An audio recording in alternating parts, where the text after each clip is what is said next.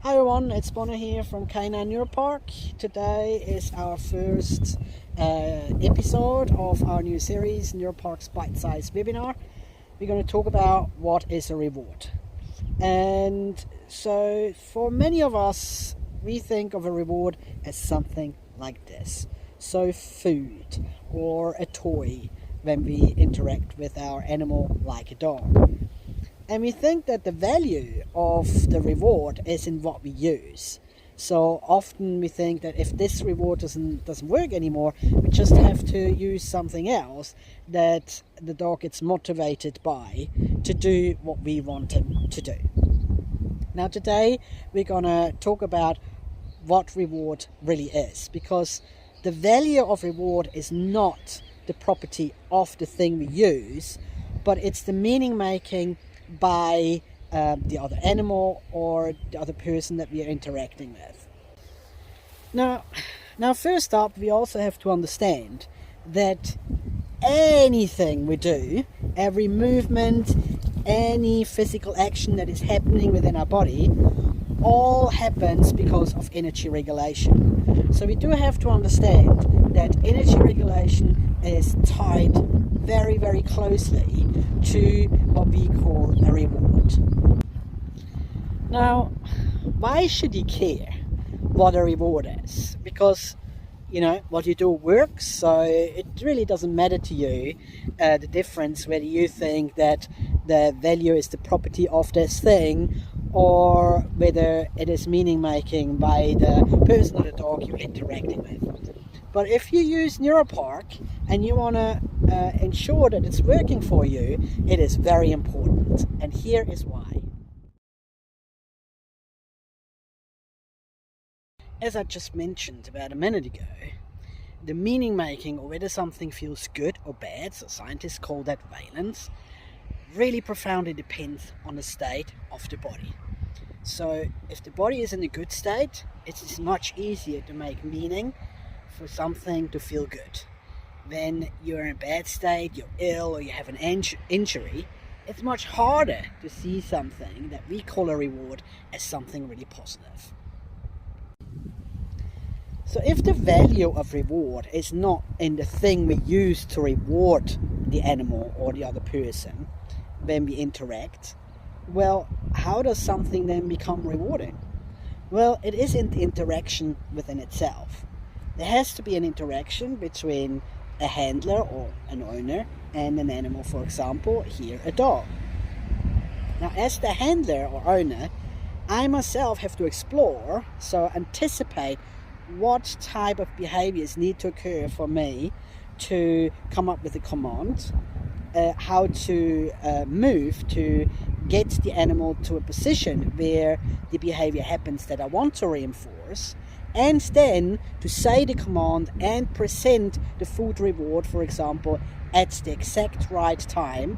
So, as we say, the animal can associate, for example, sitting for getting a piece of chicken, for example.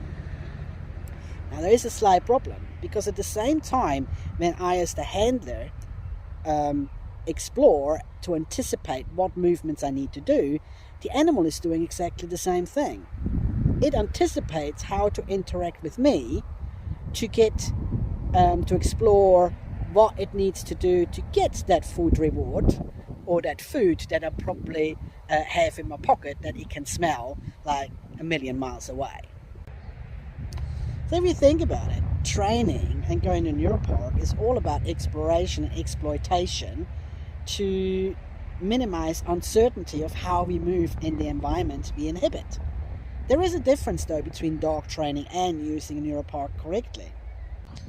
We have to go back a step though. So we have to go back to what the brain's main job is.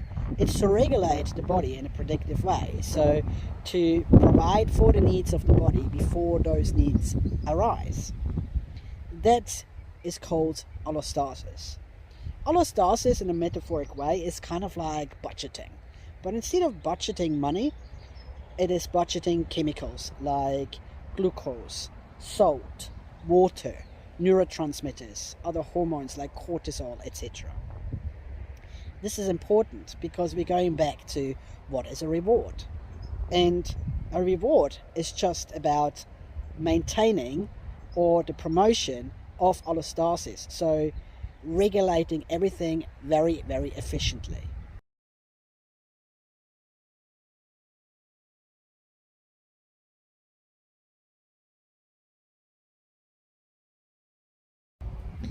So if you think about training, training is all about anticipating movement, learning it, so doing it a couple of times, and then finding a hack to remember it just long enough so when we go home and sleep, it then can go into long-term memory. All this has a cost. So training itself, if you think about it from a way of a budget, is an investment. While, for example, being spooked by something, that's withdrawing money. But what is beneficial? So beneficial is anything that maintains and promotes the efficiency of the regulation. So it feels good. When something is efficient, it feels good. If something isn't efficient or it's very hard to be efficient, then it feels very horrible or really hard. So what is reward? Reward is the feeling that we consciously get when the system maintains or promotes efficient energy regulation. Reward also provides the affordance, so the opportunity for something important to be consolidated into short-term memory and then during non-REM sleep into long-term memory.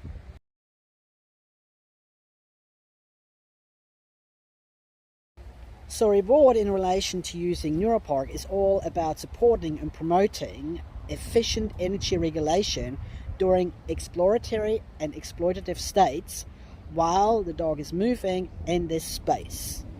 This has a positive and beneficial effect on all of the system, compared to training where it's slightly taxing but is an investment for the future. That's why I always say, when you come to R.E.W.A.R.D, you shouldn't do training.